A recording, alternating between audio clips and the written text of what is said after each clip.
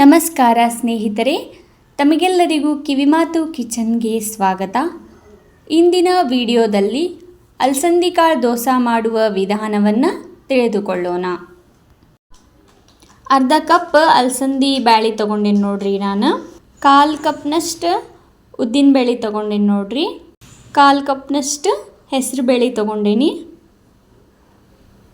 ಮತ್ತು ಸ್ವಲ್ಪ ಕಡಲೆಬೇಳೆನೂ ಸೇರಿಸ್ಕೋಬೇಕು. ಅದಕ್ಕೆ 1-2 ಕಾಳು ಮೆಂತ್ಯನೂ ನೆನೆ ಹಾಕುವಾಗ ಹಾಕ್ಕೊಳಕತ್ತೇನಿ.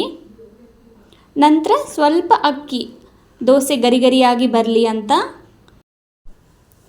ಎಲ್ಲ ಸೇರಿಸಿ ರಾತ್ರಿನ ನೆನೆ ಹಾಕ್ಬೇಕು ನೋಡ್ರಿ.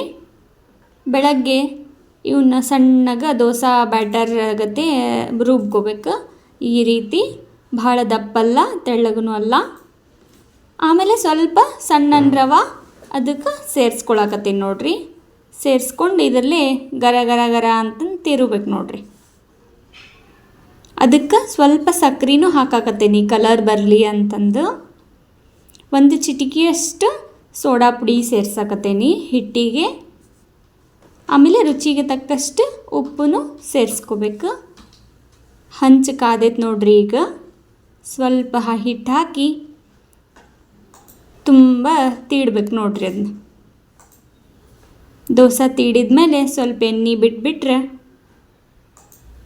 ದೋಸೆ ಹಿಂಗೆ ರೆಡಿ ಆಗ್ತೈತೆ ನೋಡ್ರಿ. ಈಗ